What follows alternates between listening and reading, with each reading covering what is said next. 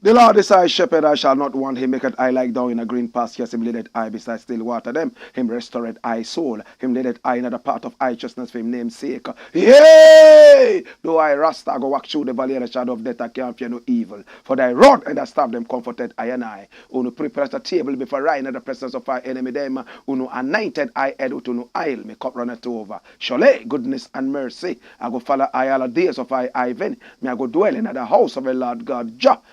We groma bea tela exact beer tanaista lena bashante shante shante shante shante. Kadama we groma bea tela. This is the Black Pot, aka Kukushonamo, where we speak truth to power. And my name, Black Rasta. Now, in every traditional African home, there is a black pot, and each time this black pot sits on the fire, there is something super sumptuous, super palatable cooking in the name of food. Ingredients of so many different types, shapes, and sizes abandon all their differences, relegated into the background. Differences of shapes, sizes, and even colors, aromas, and flavors. And then they relocate into the black pot where they are subjected to some good amount of heating. Then they produce food. Ironically, they do not even partake in the eating of the food. It is us who do, the eaters. Yet every time they will rise to the occasion, the black pot and the ingredients to produce food in all its palatability. This is what is called generational thinking, consideration, love. My brother, my sister, how many of us believe that once we have worked so hard to achieve something, we are the only people who are entitled to enjoy this? How many of us believe that we have it all today, let's make use of it. After all, tomorrow shall take care of itself? How many people believe that all poor people are lazy? How many people do not believe in charity? How many of us will plant trees knowing very well that in the next 2 weeks we will die? If a doctor told you that you will die in the next 2 weeks, and you believe the doctor that you truly will die, would you plant trees? Or you rather go around harvesting people's tomatoes so you can eat that before you die? Think about it. It might sound like a very useless, stupid question, but until you get to that bridge, you might not know exactly how difficult it is to cross it. My brother, my sister, our country is struggling all because we are not generational thinkers. Our country is struggling all because we are not ready to think about the children, the children's children, the great-grandchildren who will be born to us even when we are not here. This is the Black Pot, aka Kukushonamo. And here we speak truth to power. Here we don't criticize. But if we must criticize, we will just criticize on one condition: to build and not to destroy. That is why we say we are in the service of God and country. Here we don't do politics and we don't talk sports. We don't also do religion. What we talk about is patriotism. Anything to do with patriotism, we deal with that here. The biggest problem we have in Africa is the problem of patriotism. We are not patriotic. How many of us are willing and ready to die for our nation so millions more can live? How many more of us are ready to lay down our lives like our ancestors did to give us independence? How many of us are ready to go down the drain so that our nations, our continent can reign? Should I say it again? Write it down. How many Africans are ready to go down the drain so the continent can reign? It's a big question.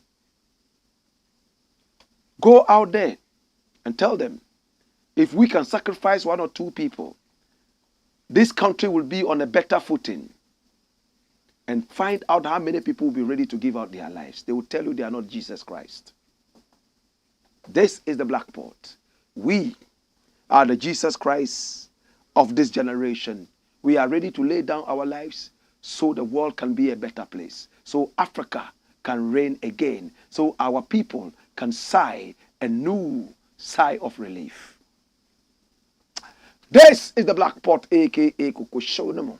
And here we speak truth to power. We are live on YouTube, and our YouTube channel is Blakk Empire Media. Blakk is spelled B-L-A-K-K. We are also live on YouTube and Facebook, and we are Blakk Empire Media. Please subscribe to our YouTube channel and Facebook page. Hit on the notification button so that anytime we are on, you will be the first person to be told to watch. This is the show that everybody has been waiting for. We will not take too much of your time. We're going to launch straight into action, and we will make sure that you certainly will have a very wonderful day in our journey to restore our nation and the continent onto its right footing. Thank you so much to ISIT. ISIT is I-S-I-T. It simply means in spirit, in truth. It is the newest social media app everybody's talking about. Now you can go live on ISIT. You can also make video and audio calls, including sending text messages. Hey, it is a Ghanaian-made app by Ghanaian engineers in America. And this is the newest social media app everyone is talking about. Now, if your social media app is making too much noise, yes, the noise of racism, nudity, and even violence, please move away from the noise and come straight into serenity, the serenity of ISIT, I-S-I-T. Here there is peace, and at the same time, there is serenity. Listen, on ISIT, there's no negativity. There are powerful algorithms that remove anything negative before this even shows its head. That's why we say connect with family and friends and make crystal clear memories that can be supported by ISIT. It's easy to be on ISIT. All you need to do is to download the app on Google Play and App Store. And that's it. You are on. ISIT means in spirit, in truth. My name is Blakk RASTA, and this is the Black Pot. Come here. Now, the very first story we are looking at today is rolling on the screen. Watch it, and we appreciate you. Asenso-Boakye fingered in presidential bribery scandal. Who is Asenso-Boakye? You know him? This is Asenso-Boakye. I know him quite well. We went to the same university at the Kwame Nkrumah University of Science and Technology. We were in the same hall, Independence Hall. We used to call him Kabila. Even whilst he was a student, he was a kingpin of the NPP. He loved the NPP. I remember he would leave campus and go for rallies and even meetings of the NPP. For me, I felt it was a waste of time because I have never been political. I hate politics. But that was his passion. I am not surprised, and I don't envy him where he has found himself. It's always been his passion. You know what he studied in school? He studied planning, and I studied land economy.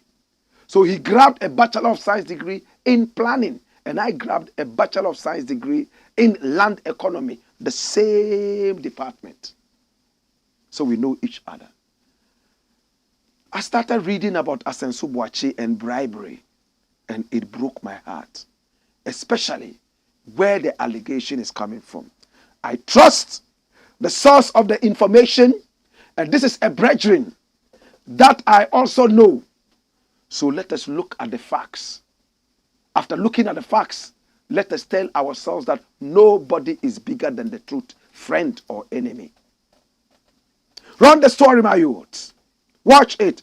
Ghana Web says, I was told I had to pay 20,000 American dollar bribe to Asenso-Boakye. And this is a businessman alleging. It's not an ordinary businessman. You get to know. Who is that businessman? This is the man. This is the man Why is he wearing the northern smock? Is this man a Ghanaian? Is he not a Ghanaian? Why is he here? What is the problem? We're going to find out soon. Run the story, my youth. Watch it. It says, the chief executive officer of Alafe Food. Alafe means health. And we'll soon find out why it's called Alafe Food. We will connect it to his fugu. And you get to understand why he calls his product Alafe Food. Now, the chief executive officer of Alafe Food, Claude Convincer David, has accused the Minister of Works and Housing, Francis Asenso-Boakye, of soliciting $20,000 to grant him access to President Nana Addo Dankwa Akufo-Addo. Speaking at an event in a viral video cited by Ghana Web, David said that the incident happened in 2017 when Asenso-Boakye was Deputy Chief of Staff at the Office of the President. He said that he went to the presidency to speak, in fact, to seek a guarantee for a loan for a project under the government's flagship One District, One Factory program, but was told he would be allowed access to the president after the payment of the $20,000 American bribe, which he refused to do. Watch this. I recount my own visit to Flagstaff House on December 26, 2017, in which the president's nephew or cousin, Asenso, who was one of the two deputy chiefs of staff, and he solicited a $20,000 bribe in order to either gain access to the president or for further favorable action on the appeal, which I was delivering on behalf of the company, which was a guarantee for a loan by the Exim Bank of Ghana for a One District, One Factory loan from a Ghanaian bank, he narrated. The CEO also alleged that the then Northern Regional First Vice Chairman of the ruling New Patriotic Party, Idrisu Sande, was the one who informed him of the bribe he was to pay, and he prepared him for it. Who is Idrisu Sande? We all know this face, right? We all know this face. This is supposed to be the face of Idrisu Sande. Bring back the story. And who is Idrisu Sande? Idrisu Sande, my brother, my sister, the then Northern Regional First Vice Chairman of the New Patriotic Party. The companies that I worked with are Yendi's nominees for One District, One Factory. The circumstances of the solicitation of a bribe were that the first vice chairman of the New Patriotic Party in the Northern Region, Alhaji Sande, had taken me to the Flagstaff House. Sande had taken him to Flagstaff House, and for that matter, he needed to pay $20,000 American in order to meet with the president or be given easy access to the loan that he was nominated for from Alafe Company, right? Alafe Food. But David continues that we will probably meet with Asenso. We wouldn't meet with the president himself. And that Asenso had the power to even override the president's favor. Alhaji Sande made it clear that Asenso's word was final. Convincer David said that after the meeting with the president, he, Akufo-Addo, gave his blessing for the guarantee for the loan for the One District, One Factory project. He added that the NPP vice chairman demanded $2,000 bribe after meeting Asenso, which he declined to pay. He added after refusing to pay the bribe, Asenso gave a note which they took to the Minister of Trade and Industry that the final agreement should be passed by him for approval. My God. This is important. Dash it. Let me explain it better.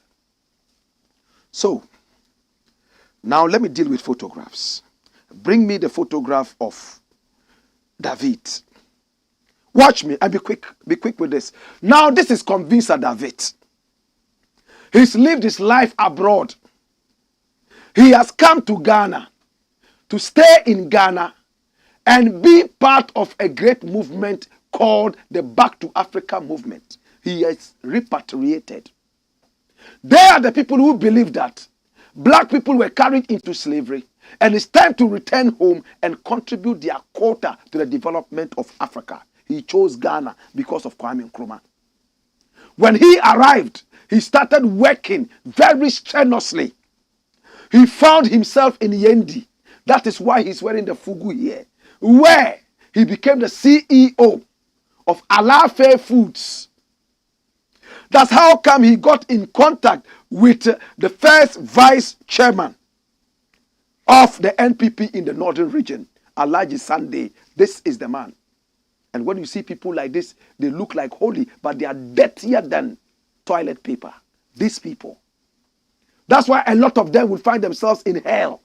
You see them like this, like they are holy. Some of them, their foreheads are black because they have knocked their heads on the ground and pray to Allah, Allah. They are praying to Satan. Wallahi. My brother, my sister, what happened next? Alhaji Sunday decided to take him to the Flagstaff house so that there would be a quick facilitation of the loan because his company had qualified for the one district, one factory, and therefore he was supposed to have access to a certain loan from Exim Bank to help him open up the company so that it could qualify to be called one district, one factory. So they get to the Flagstaff house. David is happy that everything is going right. And then he's told that Asenso-Boakye is the person. Once you meet this guy, he's one of the two deputies, chiefs of staffs of the president. So everything will be okay. But this is the favorite of the president. Talk to him. He talks to Asenso-Boakye. And Asenso-Boakye, when you listen to the tape, was very quick. And he went straight to the point. What can I do for you? And he said, I am here to secure a loan for my company that has been selected for the one district, one factory from Exim Bank. I need to meet with the president or I need to have the loan facilitated. Either of them is okay for me. The most important thing is the loan, not the president and not any other person, just the loan, so that Alafe food can rise. I said to say, oh, no problem. Everything will be done. Don't worry at all about it. Go ahead and do your thing. My brother, as he walks out of the office of Asenso-Boakye, dirty Alhaji Sunday approaches him and comes to tell him that, you know what? Asenso-Boakye is so powerful. He can even override the favor of the president. In other words, if the president decides that this is the person that I favor, Asenso-Boakye can override it and choose another person because he has the power and he's the president's favorite. The favor of the president rests on him. Please, Asenso-Boakye is demanding 20,000 American dollars. Move with the photos. Go to Asenso-Boakye. I'm talking about Asenso-Boakye. 20,000 American dollars. That's what Asenso-Boakye requested according to David. Better still, according to Alhaji Sunday. 20,000 American dollars. And David tells Alhaji Sunday, Alhaji Sunday, I thought I told you that going to the Flagstaff house, I would only go that on one condition, that I will not pay any bribe. Why are you talking to me about bribe? Oh, this is not a bribe.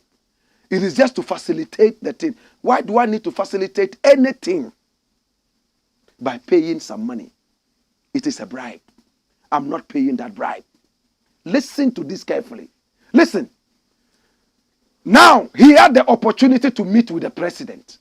As to how he did it, I can't tell you. And he himself didn't say it.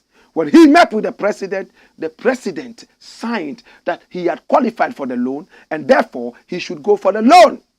In his fugu, he's happy, dancing Damba and Bamaya and even Takai to go for the loan.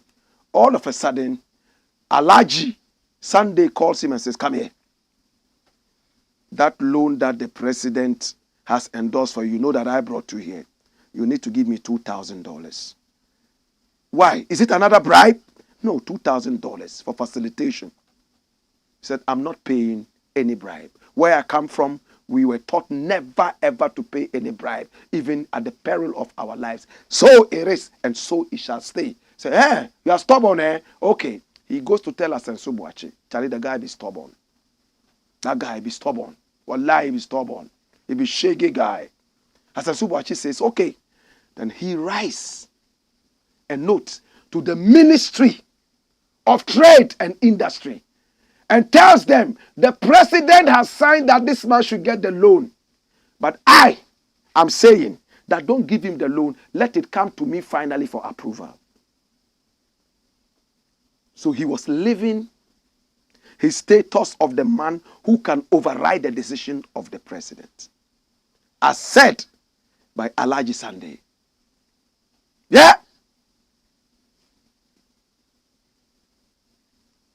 That is the whole story.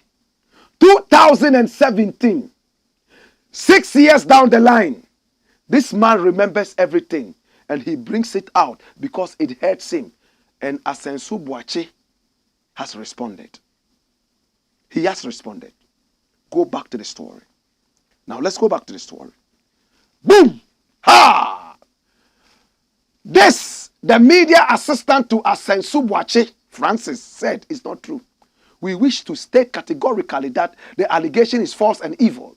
Honorable Asenso-Boakye does not know the gentleman in question. He has never met him nor had any interaction whatsoever with him.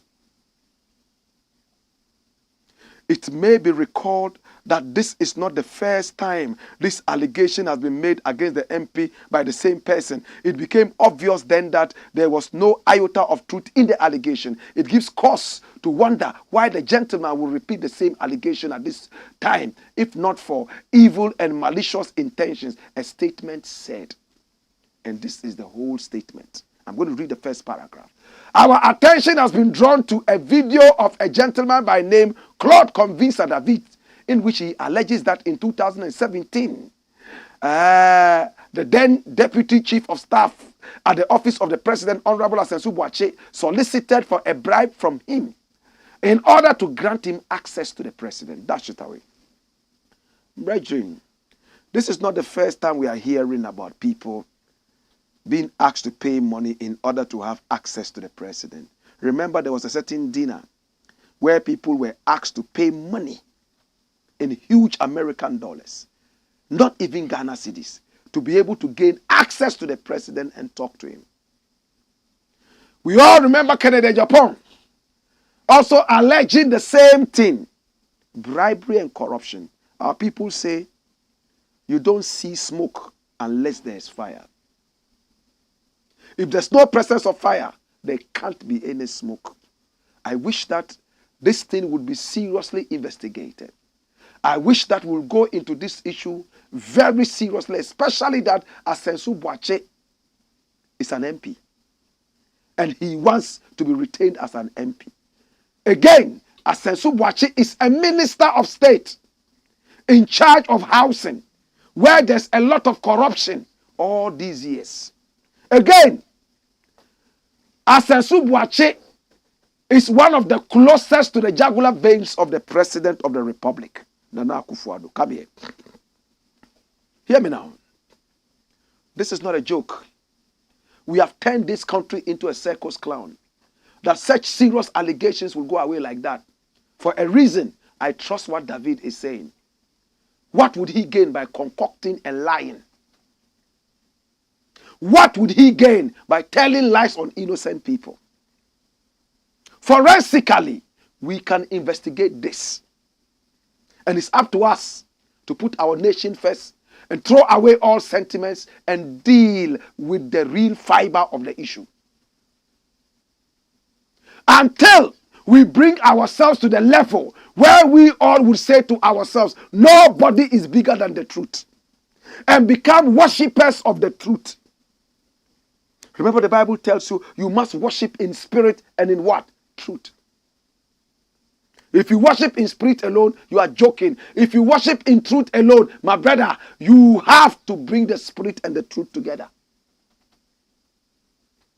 Until, my brother, my sister, we become worshippers of the truth, our spirit as a nation will die.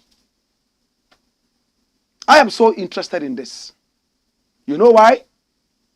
Years to come, I'm not impugning anything. Years to come, my children are going to grow, and they are going to meet the children of Asenso-Boakye and Alhaji Sunday. They are going to be driving big cars and flying helicopters and choppers and private jets. My sons might just be riding motorbikes or even walking on foot. And they will tell them that their father did not live a good life. Wambobra, your father and our father went to the same university. How come our father was able to leave this behind for us, leave that fine, leave that fine? My father and your father were of the same age. How come he was not able to do A, B, C, D, yet our father was able to do that? They would not have the full facts that some people were corrupt. They got ill-gotten wealth. That some of them twisted the hands of the next generation, many of who died, so that they will reach where they have reached. We are speaking tongue in cheek. Please, I call for an investigation into this. I'm not going to stop talking about this. And I don't think that Asenso-Boakye has the right to order us to ignore what this man is saying. You can't tell us that. It has to be investigated. I wish you had called for an investigation into this. Or better still, sued the man. You said he said it before. Why didn't you sue him? The man knows what he's talking about. Then you come and order us to ignore what the man is saying. You can't order us, with all respect. You have no right, absolutely, to order anybody. This is about our nation. The nation does not belong to you alone. It belongs to all of us. And therefore, we have to be careful who says what to us. In Ghana, some stupid fool goes about stealing people's monies and things. And then when allegations are coming out, these stupid fools come to tell us, oh, ignore. Ignore, ignore. I'm not saying Asenso is a stupid fool. I'm just giving another example. He's my brethren. Until it's proved otherwise, it is what it is. My brother, my sister, let us be careful. Let's be careful of those who come to tell us, oh, ignore this. Relegate it to the background with all the contempt it deserves. This is political language. They like that statement. Ignore it with all the contempt that it deserves. What contempt? We will check it out and see exactly what it is. But Nana Akufo-Addo, he's already in hell. This old man is going to hell. Satan is going to sodomize him. That I know. He's having nightmares. The office of a special prosecutor is becoming so limbless because of this dirty president in power. They are not ready to let corruption be a thing of the past. Why should we respect them? A lot of these people are looters. And that is why I am angry. Dash it and come here. Next story, my youth. Next story I want to look at is another dicey issue.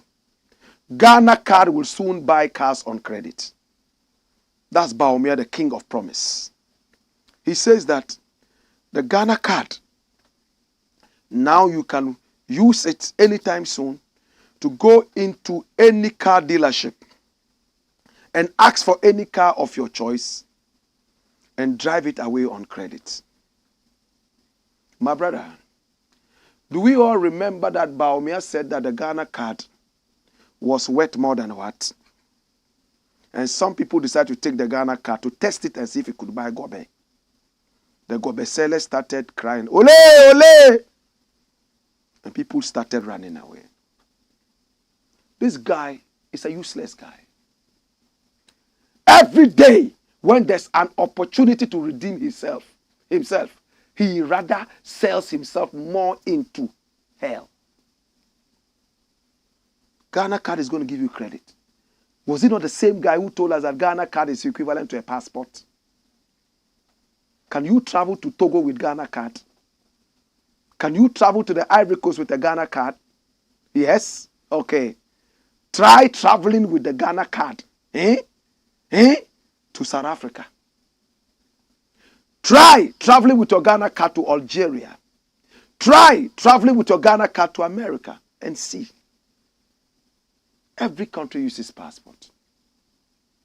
I'm yet to see one country that travels into another country, especially from one continent to the other, without a passport. The Americans come to Ghana with the American passport. They don't show a card.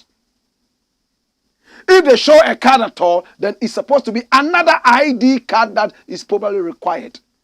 But BAWUMIA alone says that the Ghana card is equivalent to a passport, and therefore we will not need a passport when we are flying out of the nation. It hasn't worked. It's a lie. Some people tried flying with Ghana card and they were utterly disgraced.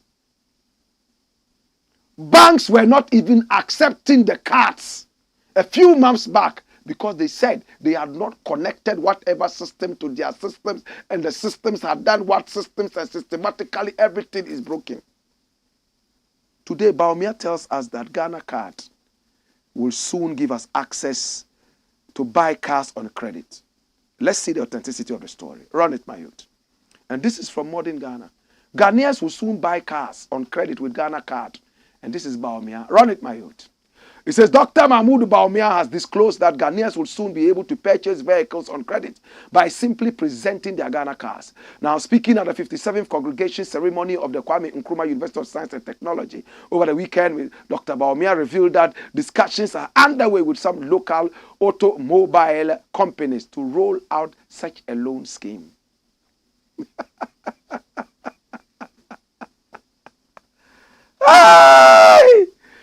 According to the 2024 LPP presidential candidate, one firm that has agreed to pilot the initiative is Ghanaian taxi company Solar Taxi.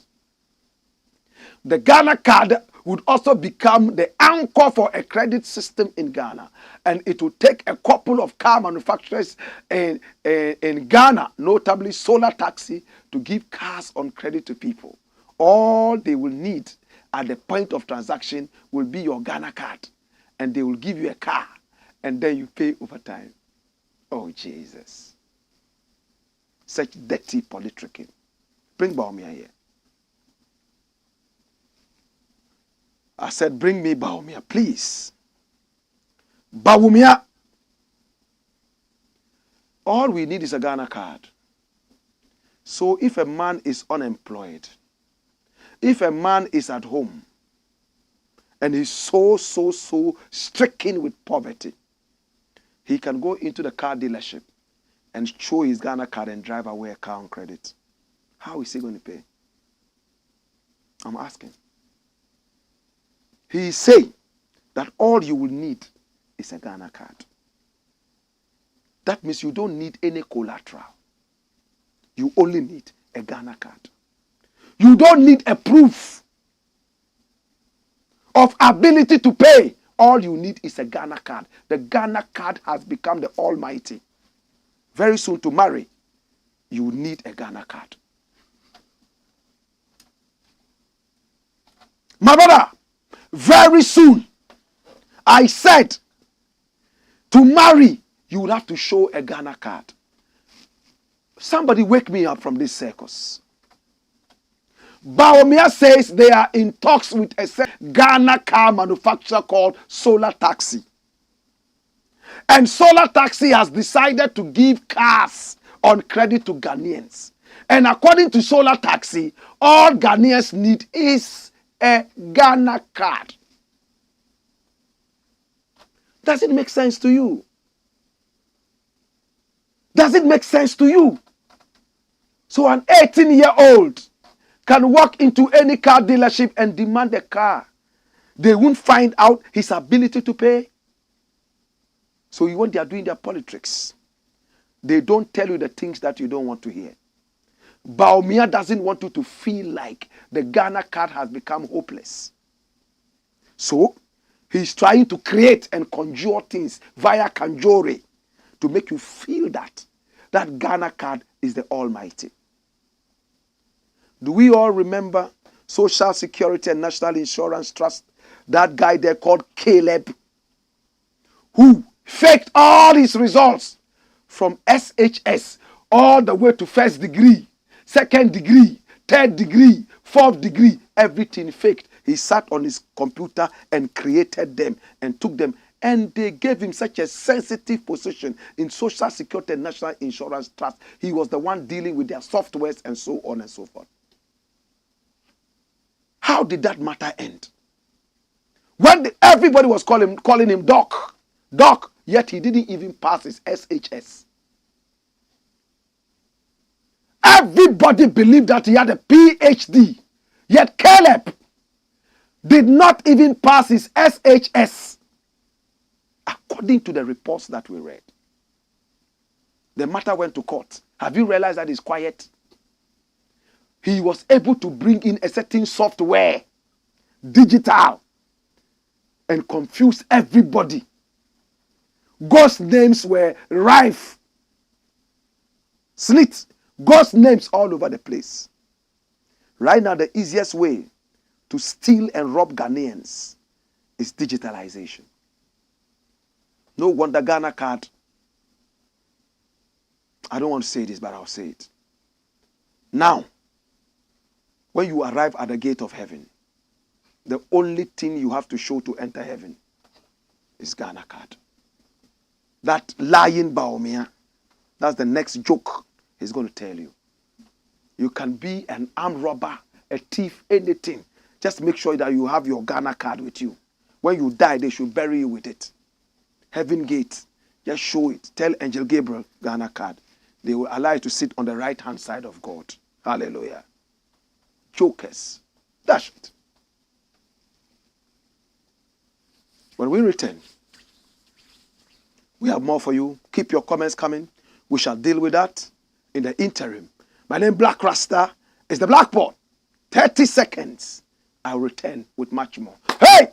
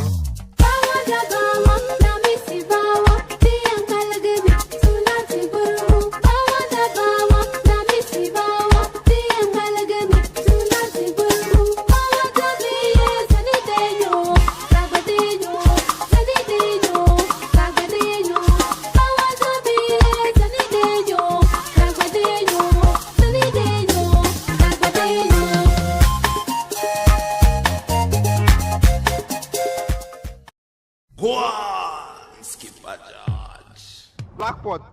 Coco show them. This is the Blackboard, aka Coco Showman. Here we speak truth to power. Come here, my youth. Next story. So the next story we are looking at is rolling on your screen. Watch this carefully. We are taking you to Sierra Leone. You remember a few days ago we told you about the Near-Coup in Sierra Leone, right? We are back there. Yes, we are back there. The Lion Mountains. That's the meaning of Sierra Leone. Inside information on Sierra Leone Near-Coup. Come here! Run the story, my youth. And this is from the BBC. Sierra Leone coup attempt. What may have sparked the violence? Hey, run it, my youth. Watch it. Now, Freetown, the capital city of Sierra Leone, was jolted awake by gunshots on Sunday morning. It was not clear at the time, but the government now says that this was a coup attempt. Armed men had tried to break into an armory at a military base near the president's home, then attacked two of the city's main prisons, releasing some of the inmates. At least 19 people, including 13 soldiers, died in the violence. Hey, according to the army. Now the government says 13 military officers and 1 civilian have been arrested. Now the president has vowed to prosecute the gunmen. But what was their motive? And you are hearing that for the first time right here. Were they inspired by military takeovers elsewhere in the region? the West African Spring. These days, the days, weeks, even months leading to Sunday's events, there was no clue, none whatsoever, that something of this nature would happen, says Valnora Edwin, a civil society advocate and political analyst based in Freetown. But in hindsight, when you put the pieces together, you realize that there was a lot of discontent and something was bound to spark. Did you hear that? We told you that, remember? A lot of discontent in Sierra Leone. For Miss Edwin, there were a number of issues that may have contributed to Sunday's mutiny. One of them is politics. High unemployment means lots of people want steady government jobs, she explains. This means the stakes are high during elections. People feel they need to be affiliated with certain parties in order to have access to state jobs and other benefits. If your political party loses, that means someone else comes in. And if you have been open about your political affiliation, you lose all you have: influence, opportunities, and access. Watch this. Sierra Leone's information minister and an army spokesperson have said soldiers were amongst those responsible for Sunday's attack. This will come as little surprise to many Sierra Leoneans, including Miss Edwin. She explains, when a new government comes in, even within the military and the police, when it comes to promotions, transfers, retirement, they favor certain ethnic groups. There's a lot of discontent amongst the military and police. A bleak economic outlook may also have contributed to Sunday's events. Like many countries in the region, Sierra Leone imports a lot of what it consumes, making consumers in the country vulnerable to external economic shocks. Inflation in Sierra Leone is over 50%. What is Ghana's inflation?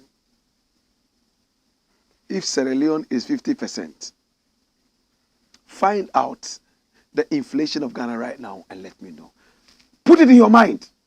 Maybe it changed only 2 minutes ago. 50% in Sierra Leone, and there's a coup, a near coup. How about in Ghana?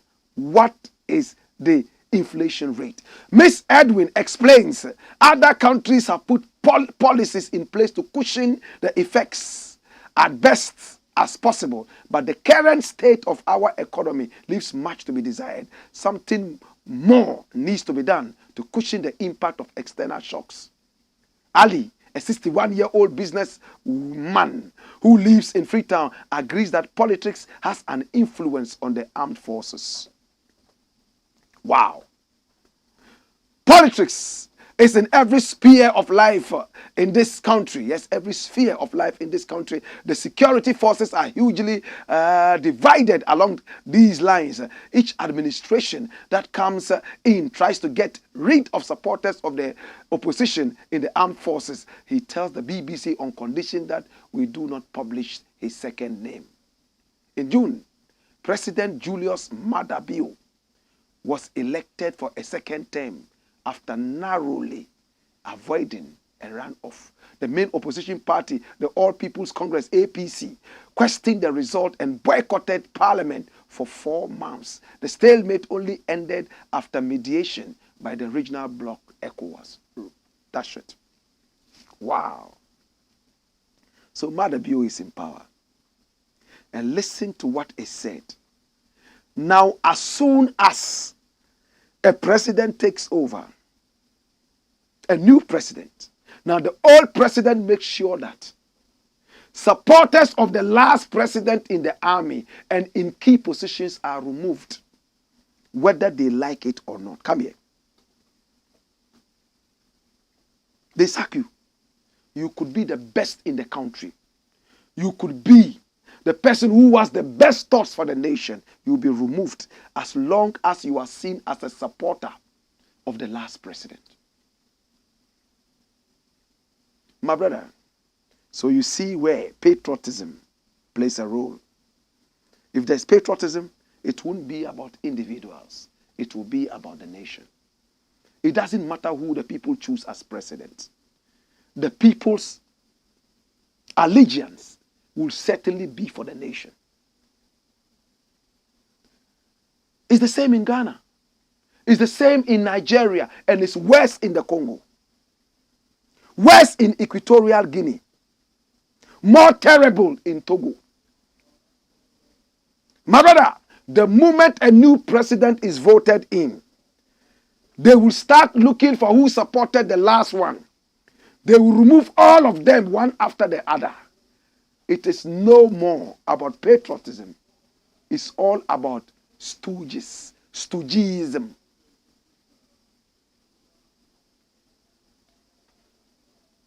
What is the inflation rate in Ghana? Do you know? In Sierra Leone, it's 50%. They want to have a coup. We are tired. We want jobs. We are importing everything. Ghana is 50 what? Almost 54.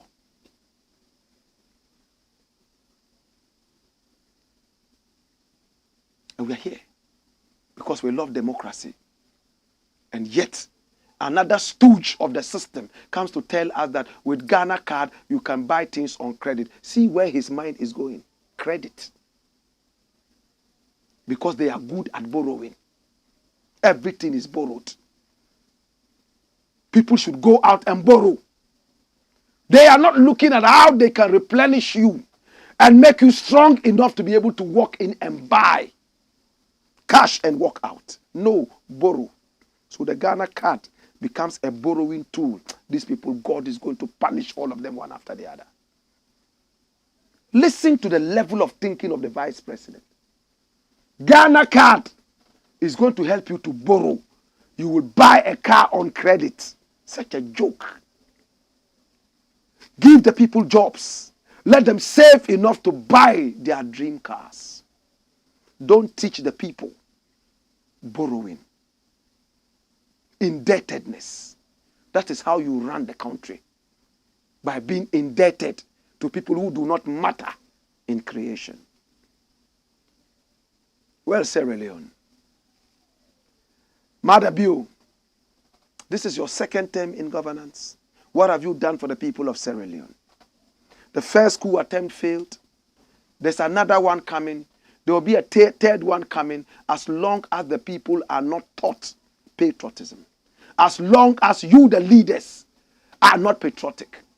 And as long as in your very fiber, you don't have patriotism, you will all continue to suffer. That's it. When we return, we shall read your messages. Keep them coming in. Hey! Wayo!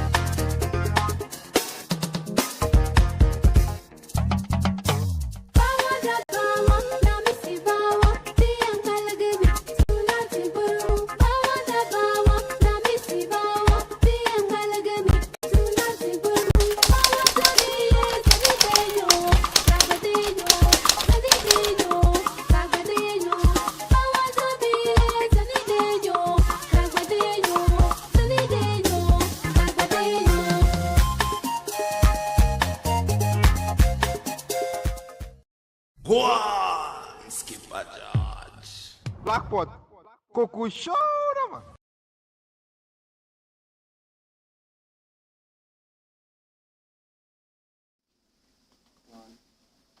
Yes, it's the Blackpot, aka Kukushono, where we speak truth to power. Now, the government says that the inflation rate in Ghana is about 35%. And that's how it's been for the past 14 months, right? 35%. That is what they say it is. Sometimes it can even drop to about 32, right? And so on and so forth. But around now, it's about 35%. But economists are saying that it's even gone beyond 50%. We all remember Professor Hank, right? Governments are always hiding the real statistics from us. If inflation is not more than 50%, how come those who eat wele, They were buying wele at 2 cedis. Now you go to buy wele and they tell you to buy it for 10 cedis. The smallest wele you can get is 5 cedis, right? Jesus have mercy. Let your comments come in. To God be the glory. Okay, so Jude Asigri says, good evening, Senior Blakk. Much greetings. I'm on fire. Bobby Amid says, I really enjoy watching your show. It's one of the best. Respect. No, Muhammad Abdallah says, hey, BAWUMIA is wow. Well, he should sit his children and tell them that story. This guy has no message. No. You see, this thing that you're talking about, I like it. Do you know why? Look at the humor. He says, BAWUMIA, sit your children down and tell them that story, not us. We are too grown for this comic relief. That's what he's saying. In Jamaica, if you look down on a man, you are selling something for maybe 100 Jamaican dollars, and he says he'll give you $20. Say, keep that for your little picnic and walk away. Keep it for your little child at home. That's how they speak. Jude Asigri says, do we really need OSP in Ghana? When upon all his investigations, he can't prosecute anybody. But the onus lies with the judges or the Attorney General. Wow. Wow. Well, we need one. A strong one. That will be allowed to work properly. But if there's a clearing agent, that will not work. King says, a young guy destroying the hopes of our beloved country when in politics. When at all. Oh, Ghana. Zibli Mohammed says, this is serious. What is serious? This is deadly. It's a deadly joke. Run it, my youth. More messages coming in, and this is Audu Isaka. He says, Black Rasta, you mean to say the president has no knowledge about this? I like that question. I want to believe that you are asking me if the president has no knowledge of the 20,000 American dollar bribe. He could be complicit. After all, we saw him in his office and people were coming in to give him money. All in the name of politics. We all saw that, right? We all saw that. And when they are campaigning to become president, their financing is so dubious. Drug barons donate money to them, they take that. There's money laundering. We all remember Galamsey, Party Hienska. We all remember that. They do all these kind of dirty things. And all the boys around them know all these things. But they behave as if they are so clean. King says, Black Rasta, you are in the spirit. I love your boldness and education. Sikache Panya says, Audu Isaka says, Satan don't want him. All right. Says Satan does not even want Nanado. Zibli Muhammad, how is this possible? Bismarck Simpi says, BAWUMIA is a joke. Nyabayale Theophilus says, good job, bruh. God bless you and your team. Thanks. Cosway Jata says, live in Kumasi. Come here. Woyo. Petrina Otu, how are you doing? How can Ghana card get you a car on credit? Even American passport or green card cannot get you things on credit unless you show how you can pay back. BAWUMIA is a joke of a man. Dash it. I dash it. Mohammed Banjea, 1, says, wait, Mjele, yourself, the crew, and all the listeners are invited to the 2023 annual Damba Festival celebration in Ashima, Sakasaka Park. Okay? On this date. And he says, everybody's going to be around. We'll find time and come. We'll come and dance Damba. Nene Kate says, the little advice to Baolaya, he who goes to sleep with an itching anus wakes up with smelly fingers. Blockhead leaders. He who goes to bed with an itchy asshole will wake up with smelly fingers. How do you say it in Twi? How do you say this in Twi? That's it. So this is now Facebook. And Duabilin Zorbil says, wait. Who say fin the lion is on to roar and no blood clot can stop him. More fire.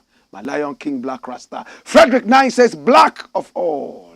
Please, after the show, please and please, dare all the media stations in Ghana to put this on the front page tomorrow morning. That is UTV, Netu, or My FM, Kasapa, and all of them. Blah, blah, blah. I am here to add more if anyone reminds me of some stations. So they're saying that what we are saying here needs to be on the front page of every powerful station in Ghana. And Shirai Henry says, my country Ghana, leaders are over-corrupt. God have mercy. Abu Abbas says, only courts will be the best option. Zion Genesis says, hi. And of course, we have more people coming in. And Richard says, God will punish all of them one by one. Muhammad Hamid says, more fire, Salaga soldier. Respect. Mbiele, Mpura. Mpurami. From PA all the way. Thank you so much. From Pennsylvania, America, Muhammad Hamis, thank you so much. Inshira Henry says, my country, Ghana, leaders are over-corrupt. And TCJJ says, where? For this country. It says, for Go It, they are aware of the news even before Black Empire Media. So they know that the people are corrupt. Yo. Ata Ayo says, God richly bless you, Black Rasta. You've taught me a lot ever since I started following you. Jampana Richard says, God will punish all of them one by one. We bless you, we honor you. Is that all we have for now? All right. So next. Run the next one. Keep your messages coming in. We're going to read the second batch before we go. And this one says, Mahama hot over Komenda Sugar Factory. Early this morning, we read in the news reel that Mahama's men, those who were in power, some ministers and the rest, had been invited by Iyoko to come and explain what happened with the Komenda Sugar Factory. Run the rhythm. Yes, Mahama officials referred to Iyoko for investigations of a Komenda Sugar Factory. They borrowed money from India. Mahama wanted to win the elections by all means. So they went and built this, hoping that they would come back and complete it. But they were kicked out of power. And the next government allowed it to rot. Sugar factory. Nkrumah was the one who started this whole caboodle. In those days, we had the St. Louis black, brown sugar, and even more. Today, they are not there. As children, we used to call it dirty sugar. We didn't know it was one of the best sugars. Run the story. Minister of Trade and Industry, K.T. Amon, has referred former officials involved in the Komenda Sugar Factory project to the Economic and Organized Crime Office, Iyoko, for investigations. According to the minister, the project cost of over 30 million American dollars was inflated. The factory, which was partially commissioned in 2016, has been lying idle since, with the minister describing it as an albatross. Taking his turn to debate the 2024 budget, K.T. Amon disclosed checks by his outfit in India have revealed the project, even if it were to be executed today, would cost about 18 million American dollars. That's it. Bring me K.T. Amon. This is K.T. Amon. We attended the same school, T. Amade Secondary School, Kumasi. But he's a man who talks by heart. He talks by heart as if he has no brains. This man here said that the youth, they have coconut heads, so they cannot rule. A man like that deserves no respect. He never apologized for that unfortunate comment. So when I talk to him on behalf of the youth. Respect is reciprocal. by virtue of the fact that you are in some powerful position, does not make you an overlord of everybody. Learn to respect. But that notwithstanding, I love what he said. I want to clap for him. He is the new trades minister. Alan Chermartin used to be there. And the lying Alan Chermartin now wants to be president of the nation. He broke away from the NPP. He helped Nana Akufo-Addo milk and rob and destroy this nation. After that, he said he wants to be his own man like BAWUMIA. Alan Chermartin told us that he, Chermartin, will stand his 2 feet on the ground and open the KOMENDA factory. He gave us days, 3 different times, that the KOMENDA sugar factory was going to be open. And the Nana Akufo-Addo, it never happened. So this man now is the new trades minister. And I'm glad. He didn't say, I'm coming to open the factory. I'll give you this day, the factory will be opened. No. Even Alan Chermartin at a point wanted to sell off. In fact, they wanted to sell off the KOMENDA sugar factory because they said it was rotten up. K.T. Hammond now is saying that his checks with the Indian people came out that only 18 million American dollars would have been needed to operationalize the KOMENDA sugar factory. And the loan is coming from India. So where from the 30 million? About twice the amount. It means there was an inflation. What happened? These are the kind of checks I want. Is he speaking the truth? This is what should be happening. This is not witch hunting. Mahama's employees, the crooks, supposedly, my brother, who went for a 30 million loan in the name of KOMENDA Sugar Factory when they needed only 18 million, they must respond. When we begin to put our past administrations into check like this, Ghana will become a better country. Any new president who comes is so excited about the new status of being president, and they forget whatever they were saying when they were in opposition. Everything is everything. And there's a routine, cyclical foolishness about this. So I want to laud this man, K.T. Hammond. Even though it's not one of my favorites, I will laud him. And I need these investigations to be done. Let heads roll. But the NDC is saying something else. They are still talking about the KOMENDA Sugar Factory. How many of us remember Ricketts? How many of us remember this man? In Parliament, he told us how much money we owed during the budget debate. And we all were shocked. He's an NDC MP, a former minister in Mahama's government. He's telling us something. Watch this. Ghana Web, NDC will make KOMENDA Sugar Factory operational in first year of assuming office. And this is Ricky Hagen. Run it, my youth. Former Deputy Minister of Finance, Kweku Ricky Hagen, has stated that his party, the National Democratic Congress, will ensure that the abandoned KOMENDA Sugar Factory becomes operational in less than a year if the NDC wins power in 2024. But first, answer why you took 30 million when, even if we're going to build a factory today, it would have cost us 18 million American dollars. Let's get to know. Let's clear this before the NDC comes into power. Ghana first. Nobody's bigger than the truth.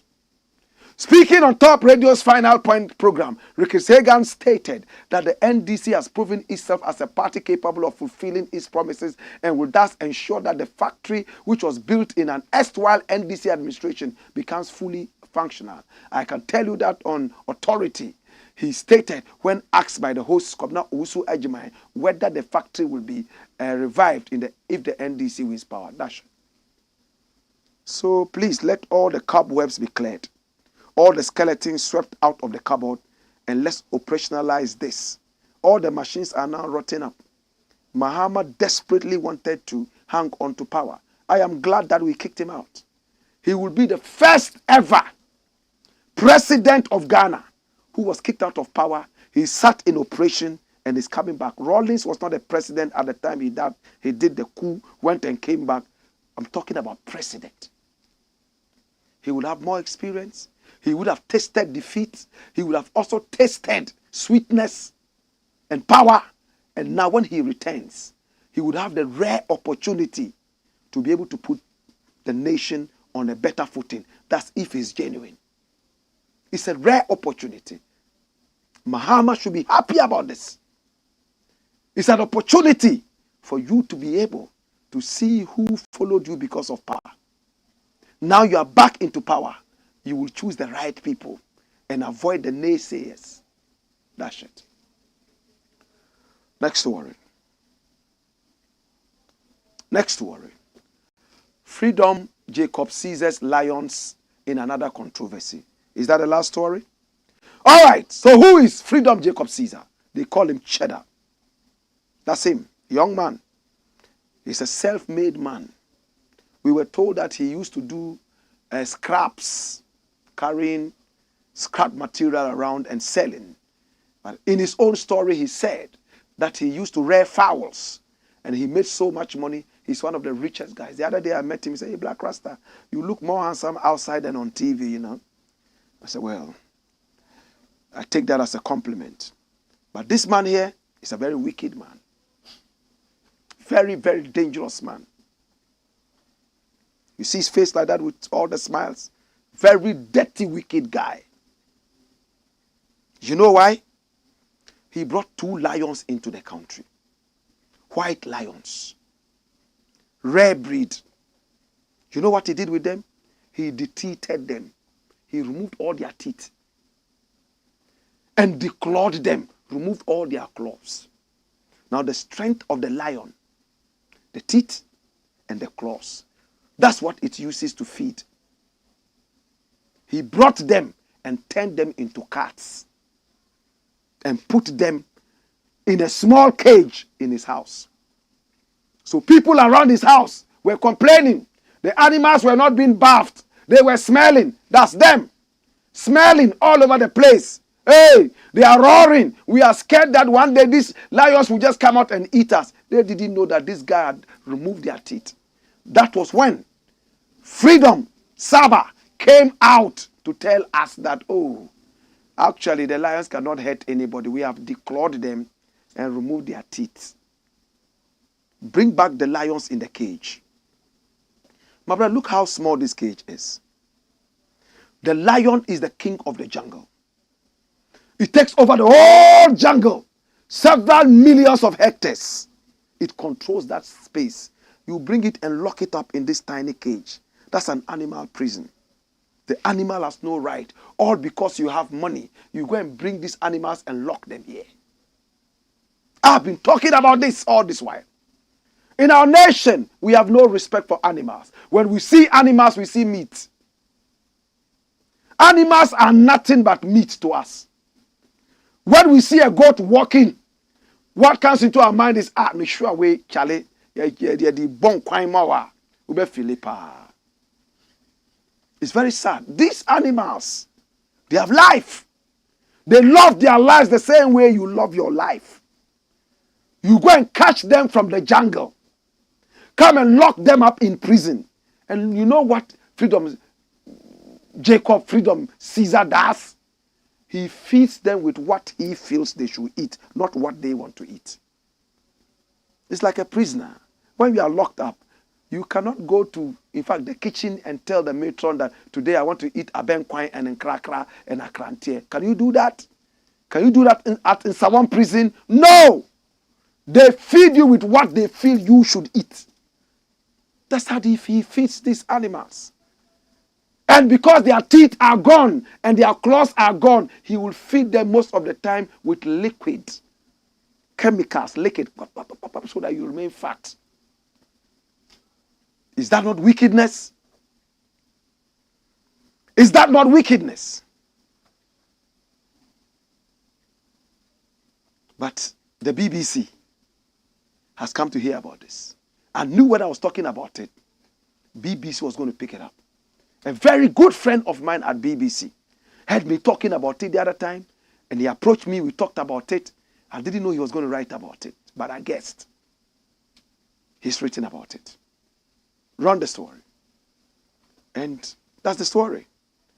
Pet tigers. They're not even lions, they're tigers. Pet tigers remain in Ghana home despite Accra court order. This matter went to court, and the court asked them to take the lions to the zoo, wherever it was. But they are still in Jacob Caesar's house. Am I right?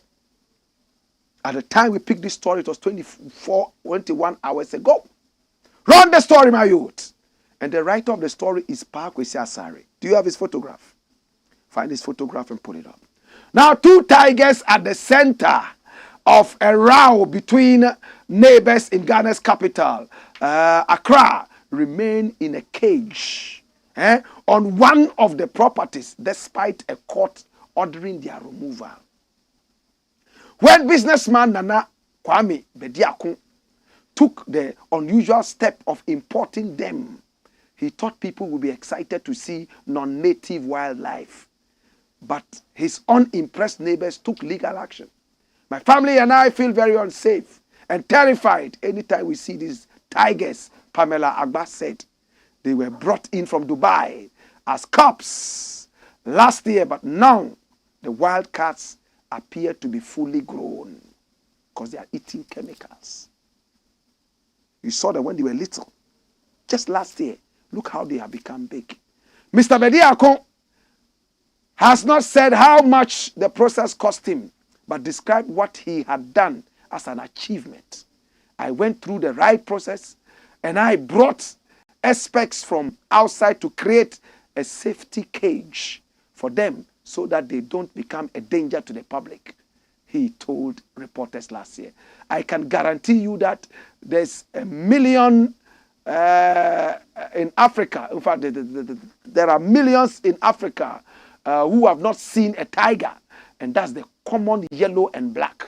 Now we have the white tigers, which are very rare in this world. Mr. Bediako keeps them enclosed in a pen next to his home in a gated compound with 5 other houses in an upmarket area of Accra. Miss Agba and her family share a garden with Mr. Bediako on his Wonder World estate, and her decision to take the matter to court sparked huge interest in the country.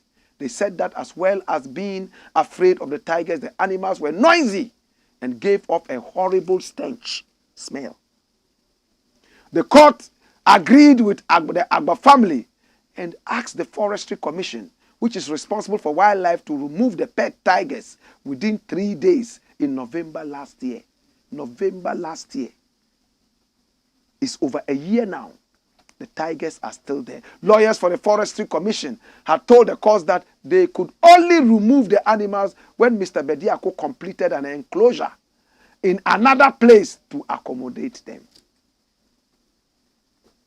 So Mr. Bediako should send them to another place, complete an enclosure before they will be sent there, or else they will continue being there.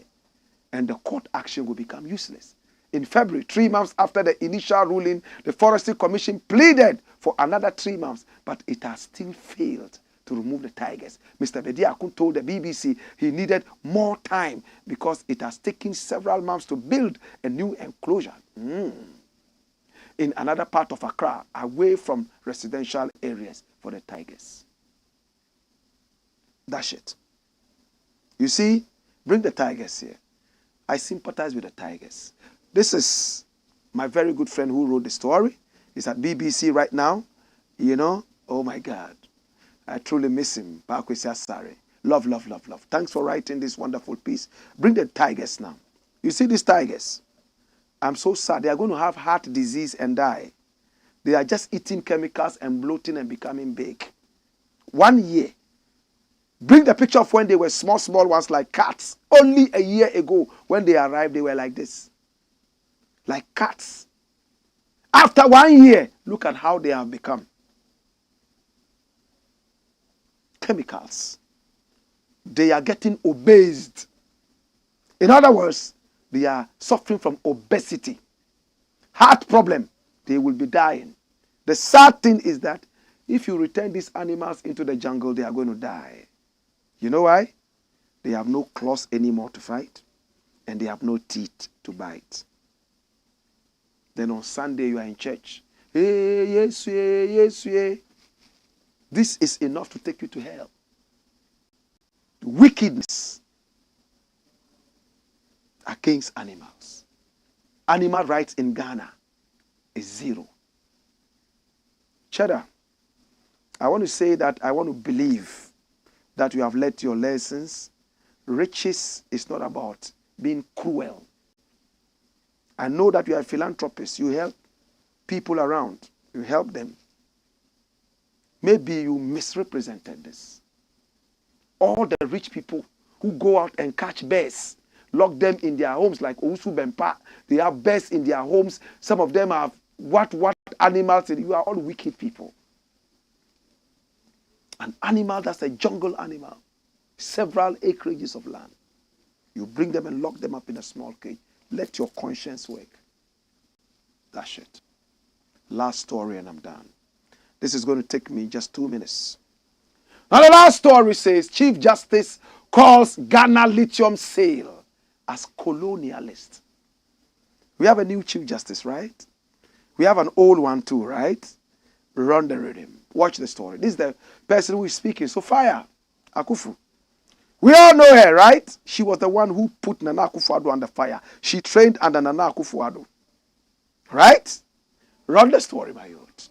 Lithium lease is not different from previous colonial types of deals. Sophia Akufu, powerful woman. Run it. It says, former Chief Justice Sophia Akufu has said that despite comments that the current lithium agreement that Ghana has signed is favorable to the country, the contract is not different from the previous Gojisberg type of agreements. She stated that the colonial type of agreements have not yielded any benefits to Ghana. That's it. Madam Akufu, continue to speak, continue to talk. You are the learned ones. We are not your colleagues, so we can't call you our learned colleagues. You are the learned ones. Use your wisdom and put Ghana first as you have done and you continue to do, to speak the truth and let Ghanaians know the truth. They think they know too much, but they are killing us. To God be the glory. They are selling all our minerals. Selling, and they come and speak good, big English to us to confuse us. God is watching you. Posterity will judge you. There's going to be an albatross around your necks. Time now to go. It's been the Black Pot, a.k.a. Kuku Shodomo, where we speak truth to power. Shall we have the final messages? Kofi Bana says, dirty politics, MPP government. Black, please, can you talk about Otumfuo saying we should stay in the corrupt country so we can steal more? No, that's not what Otumfuo said. Otumfuo said, graduates should please stay in the country and help to develop the country. There's nothing wrong with it. We have talked about it already. It is just wise to do that. Today somebody told me, but Otumfuo himself was in London working and blah, blah, blah, blah. It's not wrong to go and work in London. It's not wrong to go and work in America. If your nation does not have any use for your skill. If you are unemployed here, you've looked for employment everywhere, you can't find it, and you move out of the country where people will put value on your life. You work and return to build your nation. There's nothing wrong with that. The problem is when your nation needs you, and you put your nation aside and go out for greener pastures. That's the problem. And that's what Otumfuo is talking about. Let's stay and work. No brain drain. Okay, Mauli M. Anaglo says, funny leaders. Brian says, Rasta, today you for try play Sewakoto to end the show, please. Ebe. Muhammad Ari says, Satan is anxiously waiting with Viagra to sodomize Akufo-Addo in hell. Wow. This is where it all comes to an end. And I want to say thank you so much. I appreciate you and I love you. Catch you again tomorrow at 5 p.m. Until then, whoa!